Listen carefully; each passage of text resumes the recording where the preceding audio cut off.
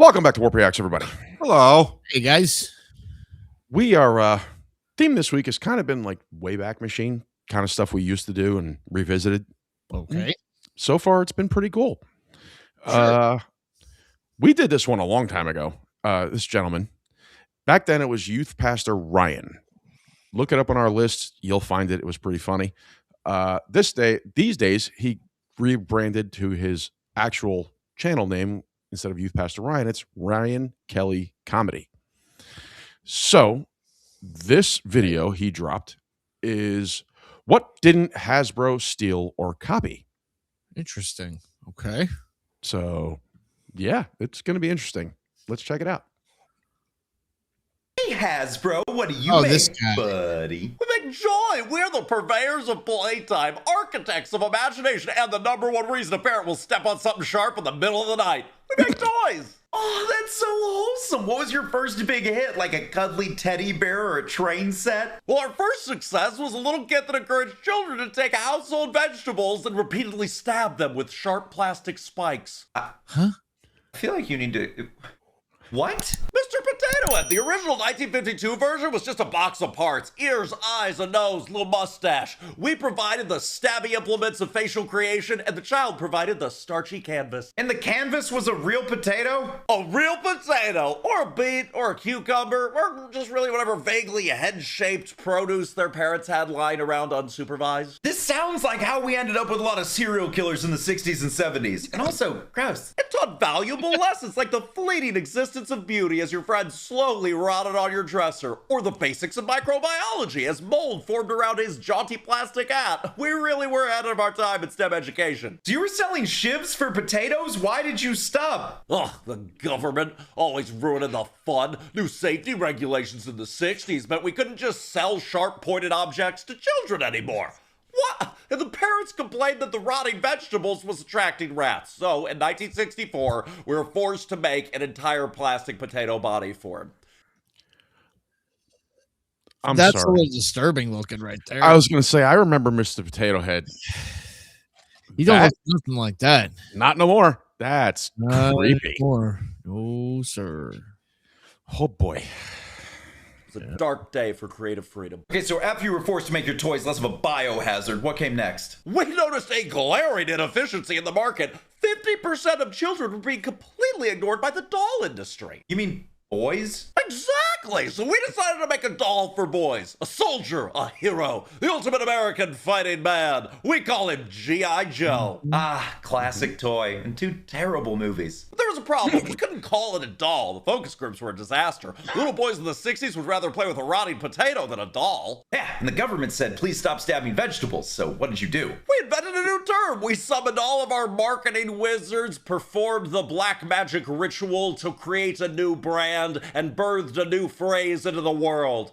Action figure. Great, you were the dude wipes for toys. It was a masterstroke of semantic engineering. It's not a doll, it's a... Ain't nothing wrong with some motherfucking dude wipes, okay? A special friend of ours is very much appreciating them right now. That is true. That is very true.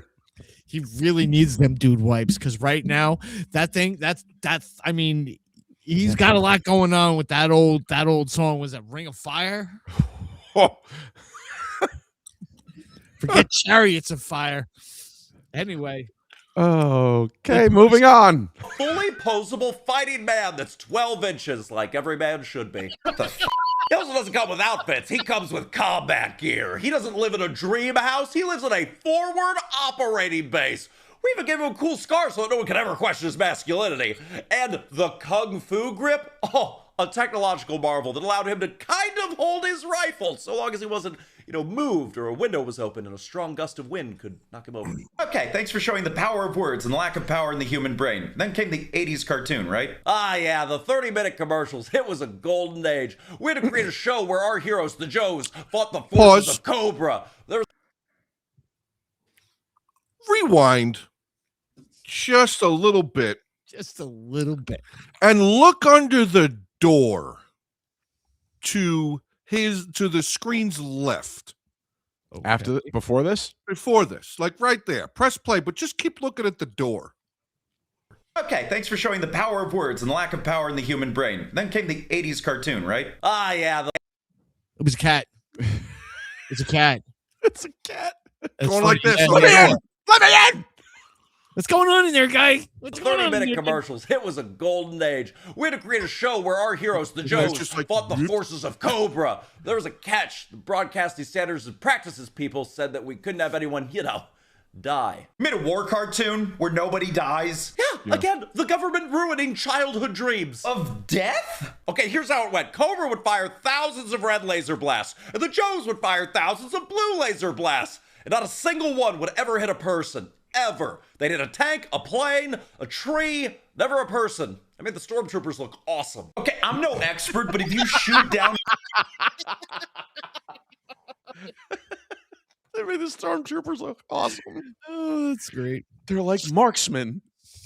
an enemy plane or blow up an enemy tank, they're for sure dead. This isn't Schrodinger's enemy combatant. No, because we always show the pilot parachuting to safety. We had Cobra pilots ejecting from helicopters 10 feet off the ground. I have a physics question. Ha! Shut up. No, you don't. Cobra Commander's tank would explode. You just see him and a trooper crawling out of the wreckage coughing. We pioneered the art of non-lethal warfare. Our main goal wasn't to win the war. It was to sell Sky Striker jets and the Did you see the thing where it says taser? I mean, we helped.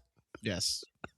USS Flag aircraft carrier, which was 7.5 feet long and cost more than most people's first car. Wait, your main goal wasn't to ever have anybody win the war, but just keep it going forever for profit? Oh, I've read 1984. Oh, great book. Glad they got that rebellious Winston Smith at the end. Dude, over 75-year-old spoilers? Come on. Okay, let's switch gears. You also made board games, right? Absolutely. And then we invented the greatest, most iconic board game of all time.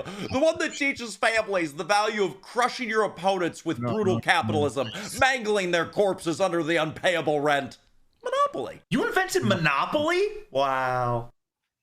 We'd like you to think that. What do you mean? The game that became Monopoly was actually invented in 1903 by a woman named Elizabeth Magie. She called it the Landlord's game. Okay, so you bought it from her? Oh, heavens no, that would have been too simple. See, her game was designed to be a protest against monopolies. It was a teaching tool to show how property owners get rich and, tenants get crushed. It was meant to show the evils of unchecked capitalism. But in your version of Monopoly, it's whoever uses unchecked capitalism the best wins. It's a Rockefeller Carnegie simulator. Exactly, we fixed it. A guy named Charles Darrow played a version of her game, tweaked it a little, slapped his name on it, and sold it to Parker Brothers, who we later bought. You stole and profited off a woman's critique of unchecked powers hoarding all the things by not paying her and teaching kids to hoard all the things. Dude, this is like when the Wall Street movie made a whole bunch of finance bros. We like to think we optimize the message. I mean, how can we have a successful game where everyone lives peacefully next to each other and cares about their neighbors? Stardew Valley! Ignoring that, the kids want to have a brief moment of superiority over their parents by financially crushing them. We taught generations of children the joy of financial domination, and I'm sure that's never gone wrong when the kids need to take care of their elderly parents. You're welcome, society. Okay, let's drop grandma off and never think about her again. Wow. Jesus Christ. That's dark. Kitty. Oh my gosh, I think I need a drink. Okay, let's talk about the 80s again. Robots, big transforming robots. Oh yeah, Transformers, robots in disguise, sometimes with Shia LaBeouf. Such a cool original concept. Oh, you sweet, sweet summer child. Original? No. We found them in Japan. There was a toy line called Diaclone. They were just car robots. They had a driver, they turned into a robot. That was it. No personality, no story. Yes, humans were the problem. There's never been stories around that concept.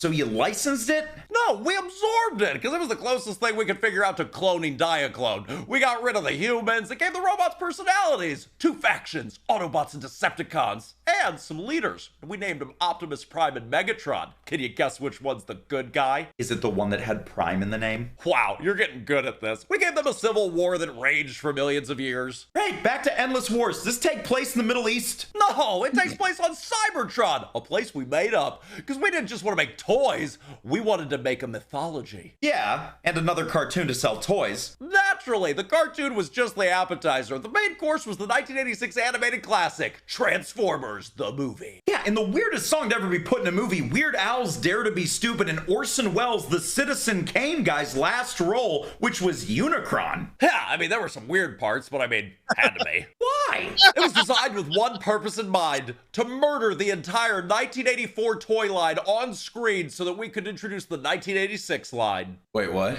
Yeah, don't you remember the first 20 minutes of the movie? We systematically executed all our previous main characters. Prowl, shot in the chest, smoke pouring out of his mouth. Ironhide, blasted in the face point blank by Megatron. Brawn, Ratchet, Wheeljack, hold on. It was a child-friendly version of the opening scene of Saving Private Ryan. But Optimus Prime? Oh my god! Oh my god! Oh, that's fucking great. Brutal. Truth. Ah, yes, my favorite death. A heroic sacrifice. He turns gray and the light fades out of his eyes. We maybe lingered on his dead, colorless corpse for a little too long. Okay, did you make toys for kids or hate kids? Ha! Why not both? But you know what Why did not come from all both? those crying children? When their parents bought them a new Hot Rod or Ultra Magnus to make them feel better. Oh my gosh. It worked perfectly. We killed their heroes to make room on the shelves for less developed and loved newer heroes. We would have Starscream, one of our most popular characters, get turned to dust by Galvatron. His last words, a scream that I'm sure featured heavily in children's nightmares. You're a monster. You didn't steal everything you've ever made, did you? No, I mean, we tried to, but he got wise. What? Lonnie Johnson, the NASA engineer who worked on the Mariner Mark II spacecraft, developed the Galileo mission to Jupiter's nuclear power source and the stealth bomber program. What the hell did he make for you? The Super Soaker. He didn't make it for us, though. He started it, then sold it to Laramie, and then we bought Laramie. He didn't tweak a design for us, though, which became the N-Strike Nerf product line. And you tried to scam that guy? Yeah, in hindsight, not a great idea to try to scam the guy who Popular Mechanics listed as having one of the top 10 inventions of 2009, holds over 250 patents, was awarded the Air Force Achievement and Commendation Medal, multiple NASA awards, is in the state of Alabama's Engineering Hall of Fame, and in 2022 joined the National Inventors Hall of Fame. What did you do? We weren't paying him all his royalties. He found out and then sued us. We had to pay him $73 million. You thought one of the smartest guys on Earth couldn't do math? No, we knew he could. We just hoped he was busy. Idiot. Surely not everything you touch turned into psychological warfare. I mean, My Little Pony. You can't corrupt magical ponies. Oh, the 80s version was pure sugary innocence. Little pastel ponies who live in a valley and have tea parties. Very safe, very predictable.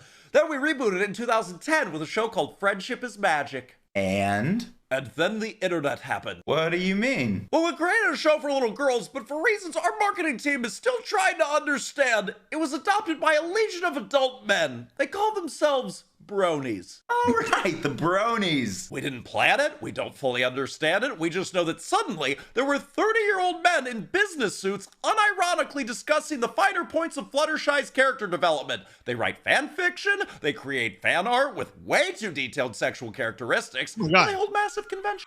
Oh my god! They hold massive conventions. They do. They do. They fucking do. It's rather disturbing. Oh my god. That must have been a weird day at the office. Weird? Yes, but it was also a gold mine. A whole new unexpected demographic with disposable income. We just leaned into it. Look, if we want to make a show where horses teach lessons about friendship and a legion of grown men want to elevate it into a cultural phenomenon, who cares? That's awesome. I feel like you have stumbled into more success than you planned for. Also, you own Dungeons and Dragons? We do. We bought Wizards of the Coast in 1999. Best decision we ever made. Not only did we get D&D, but we also got this little project they were working on called Magic the Gathering. Oh, I can feel the comments already. Okay, let's start with D&D. Didn't that cause like a huge issue in the 1980s, the Satanic Panic? Oh, it was glorious. We couldn't have paid for better publicity. Somehow a game for nerdy kids had preachers on television claiming that our game of rolling dice and pretending to be an elf was a direct pipeline to hell. Their moms warned them to stay away because they thought we were teaching them actual spells. Ka-ching from the bad boy market. What a weird crossover. Yeah, we had burnouts and edgelords teaming up with nerds to play a game about math, imagination, and argue with your friends about the precise blast radius of a fireball.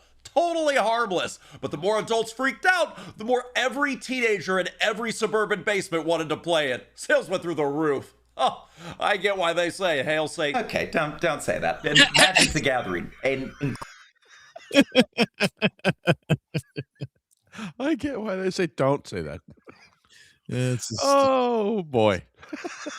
incredibly famous card game. Calling Magic a card game is like calling a black hole a dense object. It's an economic ecosystem disguised as a fantasy battle. We basically invented the loot box, but made it out of tastefully printed cardboard. You're what's ruining gaming now? How? You buy a booster pack, you don't know what's inside. Maybe you get a bunch of useless goblins, or maybe you pull a Black Lotus. A single piece of cardboard that at one point was worth more than a new car or house. I could pull a house out of a pack? Yeah, feel that potential? We sell the thrill of the chase. It's a finely tuned system for converting a player's allowance directly into our quarterly earnings report. Wait, this is gambling. You're running a pretty cardboard-based lottery. We prefer the term a collectible-based chance system. It's much friendlier. Didn't you also almost destroy the D&D community recently? What's the OGL controversy? A slight miscalculation, like casting Fireball indoors. See, for over 20 years, we had this thing called an open game license. It let third-party creators make their own D&D compatible books and adventures. Oh, that's so nice, and probably why it built a massive loyal community. It built a Makes sense. massive, loyal community of people making money off our system that we weren't getting a piece of. It was like a leaky faucet. So we drafted a new OGL 1.1 and, just had a few small updates. You tried to take their content and publish it as your own, demanded 25% from the most successful creators, and you tried to do it retroactively. Well, looks like somebody rolled a perception check. Look, it was an attempt to foster a closer financial relationship to our community. The community revolted. They organized mass cancellation of their D&D online subscriptions. They rolled a nat 20 and get f***ed. Yeah, who would have thought that a nerdy community of improvisers and storytellers who defeat tyranny as chaotically as possible in groups in the game would have the ability to send a message in mass? You don't hear you, do you? No, so we did what any benevolent, listening corporation would do. We backtracked so hard we got whiplash. We canceled the new OGL entirely. Wow, so cool that you totally did that of your own volition. And then we went a step further. We took the entire core rule system and released it under the Creative Commons license, irrevocably, forever. Or to save face, and so your social media manager didn't end it all into the comments section. No, to show the unwavering commitment we have to the open gaming community that we had just, tried to squeeze like a lemon. We did the old switcheroo, turned a PR nightmare into a PR triumph. We're the good guys again. I'd have you roll for a deception check, but I am exhausted, like every DM. So let me get this straight. You started by selling kids sharp sticks to defile vegetables, built an empire on a lie about not selling dolls to boys, stole the most famous board game in the world from a woman and reversed its meaning, psychologically scarred a generation of children to sell more robots, accidentally cultivated an adult male following for magical ponies, profited off the satanic panic, and then tried to fleece your most loyal fans before being forced to retreat. We also bought Nerf from Parker Brothers, making your childhood awesome. Damn. I do love Nerf, but sweet God! But come on, man, we build worlds, we tell stories, and a good story always has a little conflict. It's what makes it interesting. Now, if you'll excuse me, we've just announced a new tier of Magic cards that are even more rare than the old rare cards. We think our fans are going to be so excited for the opportunity to give us more of their money. Giving us money, they'll see, it's for their own good. my God. Wow. Never thought. Yeah. Never thought it. I think I'm a little scarred about that Saving Private Ryan reference. It's a good reference. It was a good reference. Systematically killed off all the old characters to make room for new ones. I mean, it's what they did. Yeah. They did. Yeah. It is what they did. Man, he's very clever. He's very clever, and that was very entertaining. I liked it a lot. Yeah, that was really, really cool. I enjoyed it. Very creative. Yeah. Did a good job. So, ladies and gentlemen, I think Now we know the reason why nobody can sell pointy sticks to children anymore. I think that might just be one small part of that reason. Part of it. Yeah, maybe. So other than that, join that guy, Butcher, up there Saturday nights on Twitch, 9 o'clock. Join us Sunday nights. Eastern. 8. Wow, you threw me off. Wow. 8:30 Sunday nights on our podcast. Live. Like, comment, and subscribe to the video down there. If you have any other suggestions, drop them down there and we'll check it out. Jersey. Yeah. I suggest you bite it. Bye.